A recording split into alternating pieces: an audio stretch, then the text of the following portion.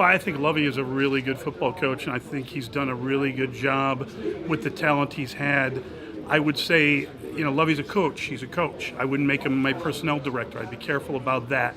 I think Lovie is obviously a guy that is very defensive oriented, and I understand that in Tampa, they've had a lot of those guys go through there, and they want to keep one, and they wanted to bring one back. And Lovie will revive and revitalize the franchise. I think he'll do a very good job there.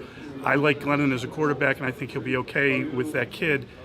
My thing with Lovie is, how's Jeff Tedford going to do? Who's going to be? Lovie is really concerned with one side of the ball, and he will allow Jeff Tedford to run his side of the football. Again, I think Lovie's a really good coach, but there is that element of who's responsible for offense, and when push comes to shove, it will be Tedford, and he will have a very big role on this team. And I also think there's just a natural shelf life with coaches, and he had a really good run in Chicago, and eventually he got him to a Super Bowl. He got paid like one of the elite coaches that he was at the time, and at some point I think the year off was good for him. I think it was good for him to sit back, analyze what went right, what went wrong. Most coaches do not lose their job after 10 wins rather. And I think he put together a game plan, and he sold himself in a league that's gone offense for the most part. Everyone's looking for the next young gun quarterback guru or quarterback whisperer.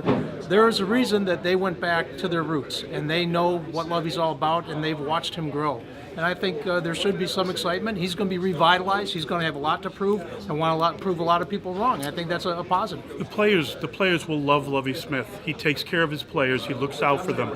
He will be a disciplinarian. He will chastise them, but he'll do it in the privacy of his office. He'll never embarrass a player publicly, and he's very avuncular in that fashion. He's your favorite uncle, and he'll look out for you, but he'll also hold you accountable. And I think that's a good combination. And that will frustrate fans at times. If things aren't going, they're thinking, well, that aw shucks thing will not go over well if things aren't going well for the team. People want to see the Mike Ditkas of the world. They want to see someone in the face and kicking a guy in the rear and really getting after it.